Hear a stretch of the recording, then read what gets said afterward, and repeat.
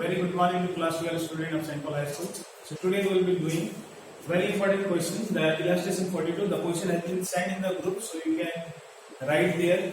Before starting this video, you must go there and write the question first, so that it will be very easy to understand. Okay.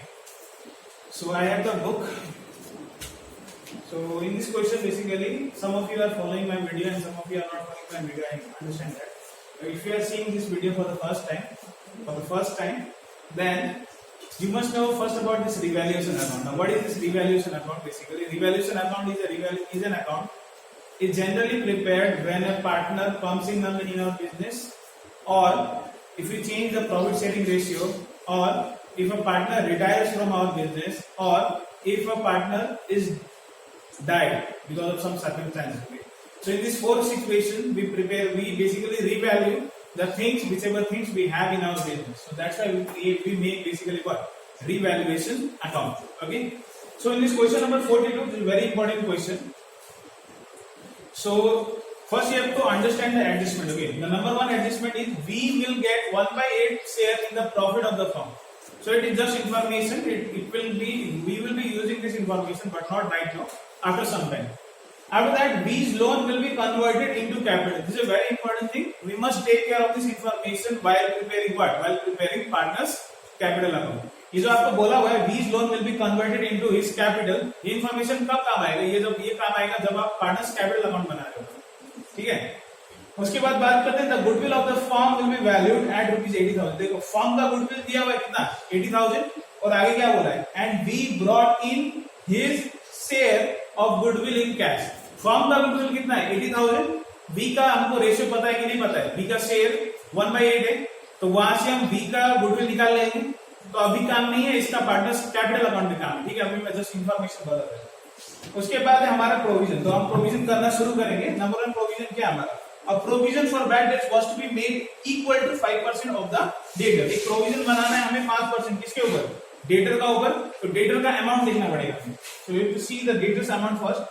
So what amounts we have? 30,000. 30,000 5%. 5 3 is 15. Yes, 5 3 is 15. So it will be 1,500. Okay, 1,500 होना चाहिए. पर एक बार हम question अच्छे से देखेंगे. Liabilities. In where liabilities you will see liabilities. Provision for bad debts is there or not? How many? What amount we have in that provision? We have 1,000 rupees there. बनाना कितना है हम लोग को? 1,500. Already provision हम लोग के पास कितना है? 1,000. तो और कितना बच गया सर? और बच गया आपको 500. तो प्रोविजन बनाना पड़ेगा. तो लिख देते हैं टू प्रोविजन कितना? 500. एक बार फिर से बताना चाहूंगा. देखिए अच्छे. Our debtor balance is 30,000. In the adjustment only it is said that we have to create a provision of 5%. So if we calculate 30,000 5%, it is 1,500. 30, 5 3 is 15 and 00 1,500. Now we have to see the balance sheet. In the balance sheet, in the liability side, there is a provision already. एक provision already बना हुआ है. Provision for bad debts कितना बना हुआ है देख लीजिए. 1,000 rupees का बना हुआ है. हम लोग को बनाना है 1,500. ऑलरेडी है 1,000. तो और कितना चाहिए? 500 चाहिए. तो 500 का लाइबिलिटी इंक्रीज करना है. तो इसलिए क्या होगा? To provision 500. Okay. Moving on next to the next adjustment. Stock was to be depreciated by 5%. Stock को depreciate करना है. कितना परसेंट? 5% है. तो depreciate करते हैं हम to stock. Stock का value देख लेते हैं हम. What value we have? The value is 50,000. 50,000 का 5%. 5 5 से 25. It will be 2,500. Okay. Yes, it is the amount only. And last one, land was to be appreciated. बहुत ही important meaning है. Land was to be appreciated. Appreciated का मतलब क्या होता है?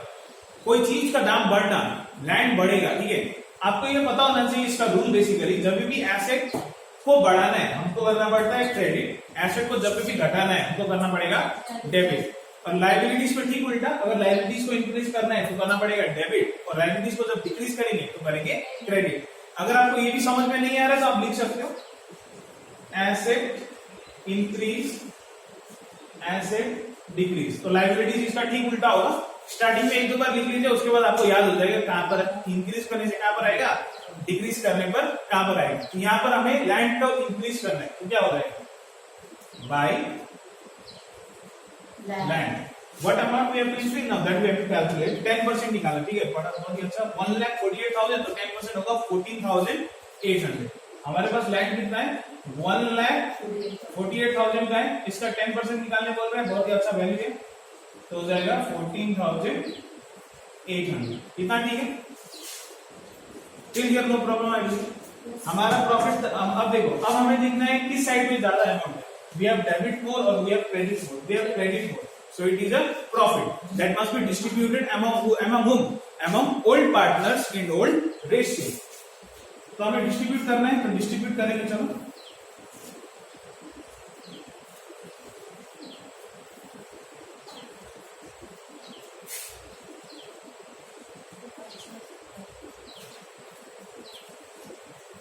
$14,800 minus करेंगे. तो पहले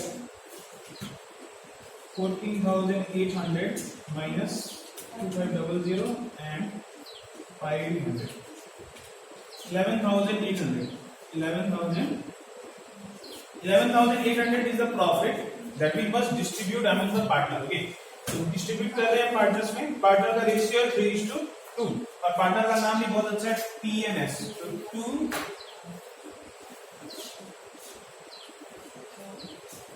पार्टनर्स कैपिटल P और S को बांटेंगे. ठीक है, तो ये रेशियो क्या है? 3:1. पार्टनर का रेशियो 3:2. 11,800 का 3/5. 11,800 का 2/5 क्या होगा वो निकालिए. 11,800 का 3/5 और 2/5 अब करोगे तो आएगा 70,80,4720. This will be the profit that P and S will get. Okay, मैं यहाँ प्रॉफिट मेरे कन्वीनियंस के लिए लिख देता हूँ. 7080 और दूसरा है ये P का है और ये S का है. 4720. रिवैल्यूएशन नंबर बना लीजिएगा अच्छे से स्क्रीन से. इसके बाद करना क्या है? इसके बाद हम लोग बनाना है partners capital account.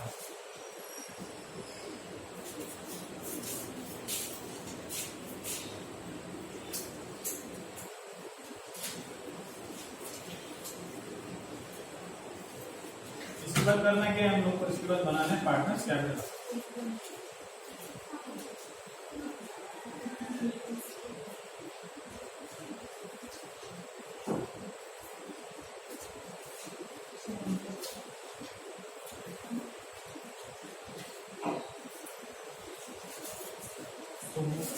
How many partners are there?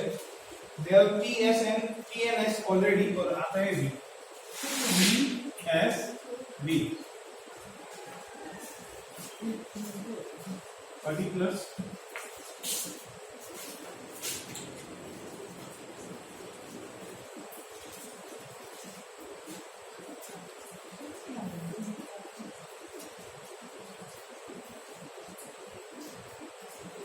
30 plus PSV.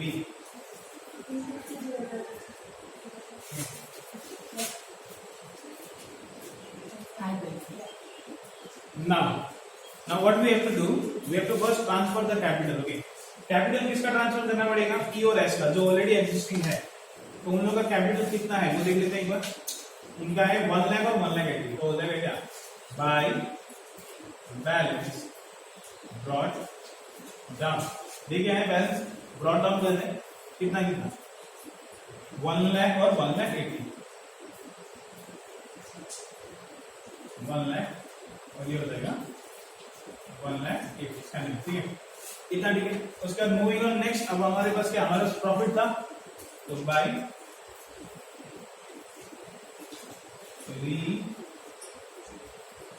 Revaluation.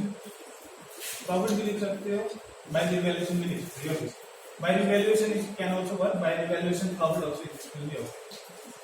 So P's amount is 7080 and S amount is 4720. P को मिलने वाला है 7080 और S को मिलने वाला है 4720. 20, ठीक है।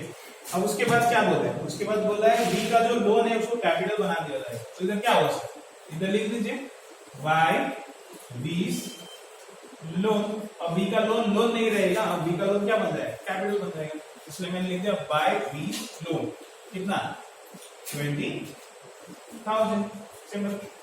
अब और एक चीज है बहुत ज्यादा इंपॉर्टेंट है, now that is goodwill. Okay, actually जब भी कोई पार्टनर आता है हमें गुडविल लेना पड़ता है, मतलब जो ओल्ड पार्टनर होगा उसको गुडविल मिलना चाहिए। वाई मिलना चाहिए, बिकॉज एक नया पार्टनर आने से ओल्ड पार्टनर को सेक्रीफाइस करना पड़ता है, अपना शेयर, अपना राइट्स, बहुत कुछ चीज।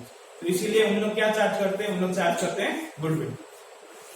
कैपिटल तो आ गया, अब हम गुडविल कैलकुलेट करते हैं। गुडविल कितना होगा, ठीक है, मैं रफ में कैलकुलेट करके दिखा देता हूँ। देखो फर्म का कैपिटल हमको दिया है, फर्म का गुडविल दिया हुआ है। फर्म का गुडविल कितना है, फर्म का गुडविल है 80,000, फर्म का गुडविल है 80,000। हम निकाल रहे हैं यहाँ पर क्या, 20 गुडविल, ठीक है। आप लोग वर्किंग कर लीजिएगा, वर्किंग में जाके, मैंने वर्किंग मतलब क्या, पार्टनर्स कैपिटल अकाउंट, थोड़ा बैलेंस शीट के लिए भी इतना ही जगह आपके कॉपी में, इतना बड़ा नहीं, आपकी कॉपी के हिसाब से थोड़ा जगह छोड़ दीजिएगा। उसके बाद पेज टर्न करके आप गुडविल वर्किंग लिख सकते हो, calculating B share of goodwill. Okay, in that B share of goodwill आपको करना क्या है, देखो आपको फर्म का गुडविल दिया हुआ है, फर्म का गुडविल कितना है 80,000, और बी का शेयर दिया हुआ है, बी का शेयर है 1/8, तो मल्टीप्लाई कर दीजिए 1/8, तो it will B divided from this, तो कितना हो जाएगा 10,000। तो 10,000 होगा गुडविल का वैल्यू, जो कौन लेके आएगा, बी लेके आएगा, ठीक है। अब हमें यहाँ पर पर्टिकुलर रेशियो नहीं दिया हुआ है, जो रेशियो है वही इन लोग का न्यू रेशियो में आ जा रहा है, मतलब 2:1 इन लोग का ओल्ड रेशियो है, 3:2 इन लोग का ओल्ड रेशियो था, और कुछ नया रेशियो नहीं दिया हुआ है। तो इन लोग का जो ओल्ड रेशियो है वही होगा इन लोग का सैक्रिफाइसिंग रेशियो। तो यहाँ पर क्या हो जाएगा, बाय प्रीमियम फॉर गुडविल, ठीक है। कितना लेके आया, 10,000 लेके आया, रेशियो क्या है, इन 3:2, तो इधर हो जाएगा 6,000, इधर हो जाएगा 4,000, by premium for goodwill.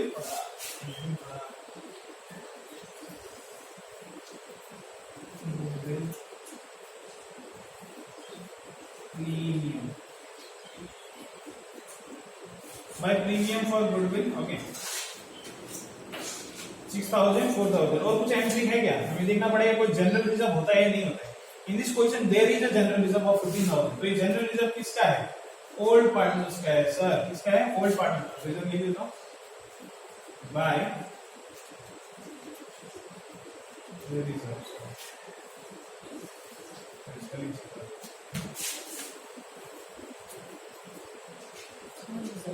Reserve का अमाउंट है 15,000। 15,000 को 3:2 में बढ़ेंगे, 5 से डिवाइड करेंगे 3, तो हो जाएगा कितना 9,000, 6,000। क्या क्या मैंने 15,000 में जनरल रिजर्व आपके बैलेंस शीट में आप देख सकते हो लायबिलिटी साइड में, तो उसको बांटना है किस रेशियो में, 3:2 में। 3:2 में 3 + 2 5, डिवाइड 15 डिवाइडेड बाय 5 इज 3, 3 3 जा 9, 8 जा 6, 9,000, 6,000। ये हो गया आपका डिस्ट्रीब्यूशन, ठीक है। अब उसके बाद कुछ एक्स्ट्रा चीज छूट रही है क्या, वो देखना है, और उसके बाद कुछ भी नहीं छूट रहा है आपको प्लस कर देना, ठीक है। इधर भी प्लस कर दीजिएगा, प्लस करके मैं डायरेक्ट वैल्यू लिख रहा हूँ, प्लस वैल्यूज है तो मैं डायरेक्टली लिख दे रहा हूँ, ठीक है। 1,22,000 080, 1,94,720, और यहाँ पर है 20,000, 1,22,080,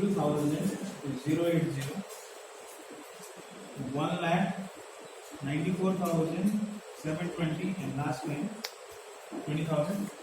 और यहाँ पर आप दे दीजिएगा, कुछ भी नहीं है तो टू बैलेंस सीडी लिख दीजिएगा, लास्ट कितना होगा 1,42,080, उसके बाद है 1,94,720, and last one is 20,000. So this is your, and not finished my answer. This is your partner's capital account. तो इतना हो गया। अब लास्ट बैलेंस शीट बनाने वाले हैं। I'm logging this off.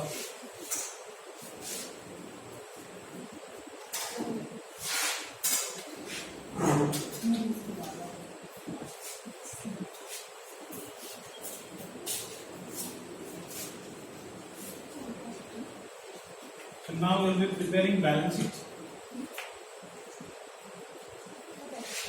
Balance sheet as on dot dot dot लिखना पड़ता है, आप याद कीजिएगा।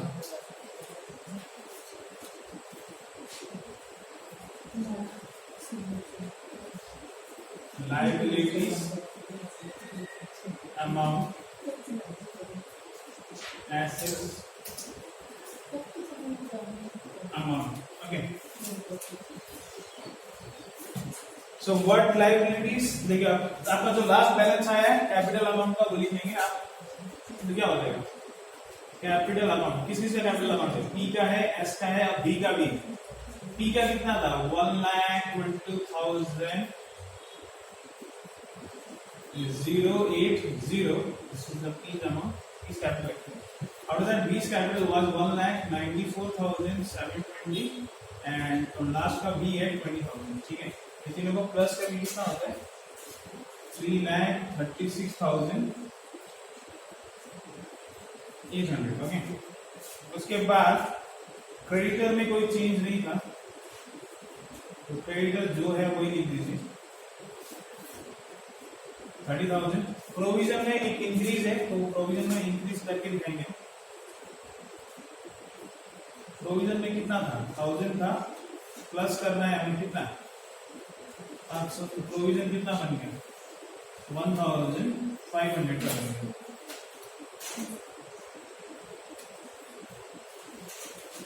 इतना ठीक है। उसके बाद कुछ और चीजें,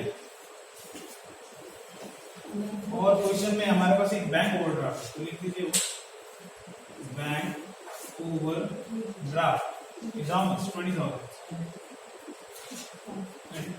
तो ये सब लायबिलिटीज का अमाउंट था जो मैंने लिख दिया। एसेट्स में आ गए। इन एसेट्स कैश इन हैंड है, कैश इन हैंड अभी नहीं लिखना है, हमें डेटर को लिखना है। डेटर जो है वही आ जाएगा, क्यों, क्योंकि डेटर में जो प्रोविजन था वो इस साइड पे लिखना है, तो डेटर में कोई चेंज नहीं होगा, जो है डेटर का वही लिखना है। 30,000 का 30,000। उसके बाद बिल रिसीवेबल में कोई चेंज है, कोई चेंज नहीं है, तो बिल रिसीवेबल में भी वही अमाउंट आ जाएगा जो अमाउंट है। बिल रिसीवेबल कितना, 40,000। ओके, उसके बाद क्या है, उसके बाद आपका बिल्डिंग, बिल्डिंग भी जो है वही, बिल्डिंग का वैल्यू है आपका 90,000।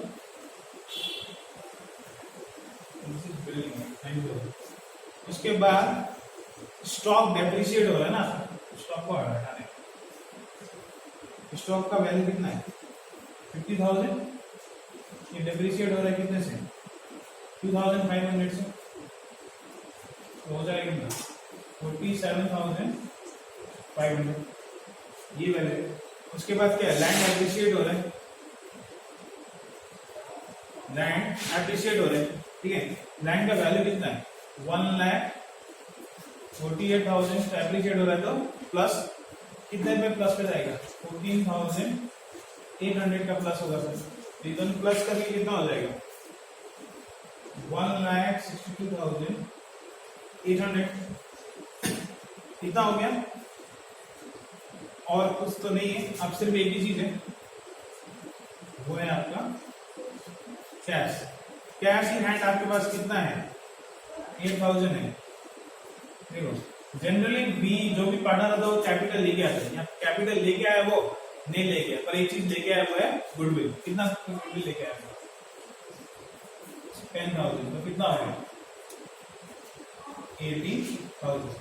1 2 3 4 5 6 1 2 3 4 5 6 कितना आइटम है, प्लस करेंगे इसको तो आंसर सेम आना चाहिए आपका, प्लस करेंगे। ठीक है, आना चाहिए आपका 3,83,800। Again we have 3,88,300। कितना आना चाहिए, आप थोड़ा प्लस माइनस देख लीजिएगा। So this is your answer. Okay, I believe आपको समझ में आया होगा. I will give you some questions also related with this to solve in the group. Okay, thank you.